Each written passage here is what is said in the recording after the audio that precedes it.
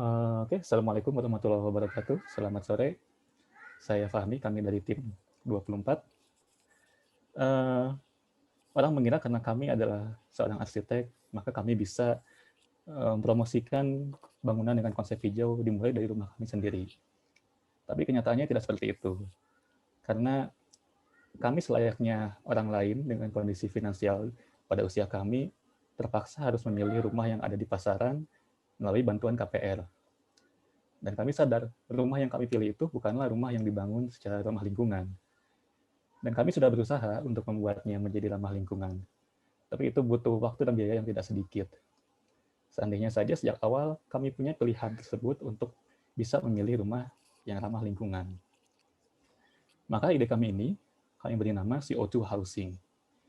Ide ini bertujuan untuk memberi subsidi bagi rumah rendah karbon melalui insentif yang diberikan melalui carbon trading. Dan diharapkan dengan policy ini, rumah rendah karbon dapat lebih murah dan lebih terjangkau bagi masyarakat. Kita tahu Indonesia masih kekurangan sekitar 6 juta rumah, dan akan terus bertambah proyeksinya seiring dengan pertambahan jumlah penduduk. Dan kita pun tahu, rumah merupakan salah satu penyumbang emisi CO2, baik dari sisi konstruksi maupun dari operasionalnya. Secara nasional, 6 juta rumah ini diproyeksikan dapat menghasilkan 156 juta ton CO2 dari konstruksi dan 102 juta ton CO2 dari operasionalnya saja. Untuk menempatkannya ke dalam perspektif, hanya untuk menyerap emisi dari produksi, dari operasionalnya, kita membutuhkan tambahan sekitar 10 juta hektar hutan, atau hampir seluas Pulau Jawa, yang mana itu merupakan hal yang hampir mustahil.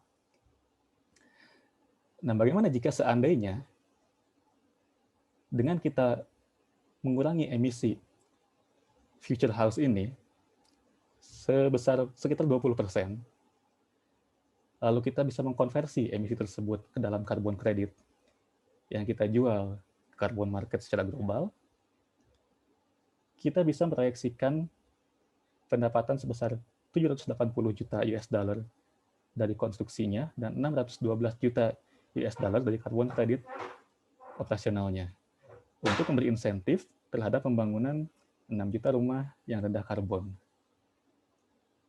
Dengan demikian, selagi kita menurunkan emisi per rumahnya, kita juga meningkatkan ketersediaan rumah yang ramah lingkungan dan meningkatkan affordability untuk rumah bagi masyarakat Indonesia.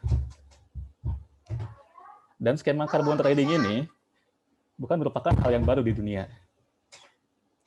Salah satu contohnya adalah pada kasus di California, di mana pemerintah negara bagian California berhasil memberikan subsidi sebesar 29 juta US dollar terhadap 2 perumahan affordable melalui skema carbon trading yang terbukti dapat mengurangi emisi sebesar 10% selama 5 tahun atau senilai dengan 70 ton CO2 yang direduce. Dan ini terbukti bahwa kita bisa memfasilitasi atau membiayai proyek dengan tujuan sosial dan environmental sambil kita mengurangi emisi. Dan ini adalah skema yang kami tawarkan. Kita menentukan sasaran policy kita kepada new development, jadi bangunan yang akan dibangun dalam sektor housing.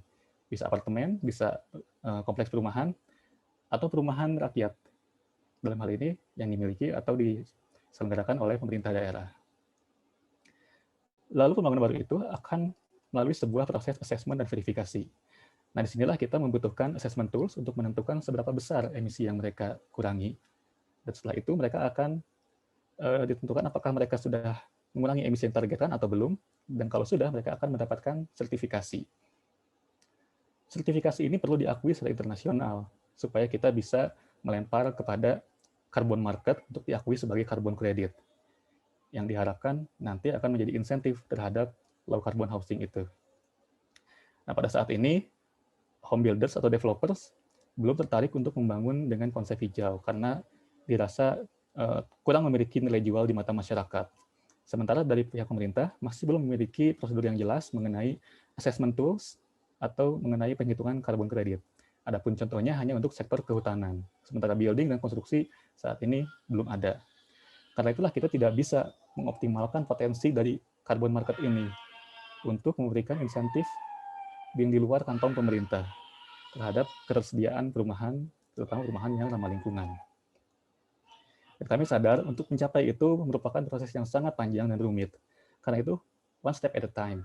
Pertama, kami ingin membuat sebuah demo project di mana kami akan memberikan gambaran kepada home builders mengenai potensi monetisasi dari emisi yang mereka reduce. Dan setelah kita berhasil dengan demo project itu, kita akan gunakan hal tersebut untuk mempromosikan ke setiap stakeholders, ke home builders lain, developers lain, dan juga ke pemerintah, supaya nanti dapat dijadikan sebuah policy. Yang kami butuhkan saat ini adalah untuk membuat demo project, kita butuh sebuah green building, sebuah bangunan yang memang sudah dirancang dengan konsep green buildings. Kenapa? Karena kita ingin hitung berapa emisi yang dia reduksi. Lalu untuk menghitung tersebut, kita juga perlu bantuan pihak yang sudah terjun ke dalam bidang assessment green building. Mungkin seperti GBCI untuk menghitung dengan tepatnya berapa karbon kredit yang bisa dihasilkan. Dan lalu kita membutuhkan seorang pakar dalam carbon market karena kita ingin jual karbon kredit tersebut ke pasar internasional carbon market supaya monetisasinya bisa terasa secara nyata. Dan jika itu berhasil, kami pun membutuhkan bantuan dari pemerintah, utamanya dari LHK dan PUPR, untuk bisa mengawal ide kami ini sehingga nanti bisa menjadi sebuah policy. Seandainya dalam setiap tahun 1 juta rumah ditambahkan ke dalam pasar, kemudian setiap tahunnya kami tingkatkan 10% dari stok baru tersebut sebagai rumah yang low carbon housing, maka dalam 5 tahun, pada tahun kelima kita akan mencanangkan 50% dari rumah baru tersebut sebagai rumah yang rendah karbon. Hasilnya dalam 5 tahun kita akan punya stok 1,5 juta rumah rendah karbon di pasaran, yang sama dengan menghemat atau mereduksi 22,8 juta ton CO2.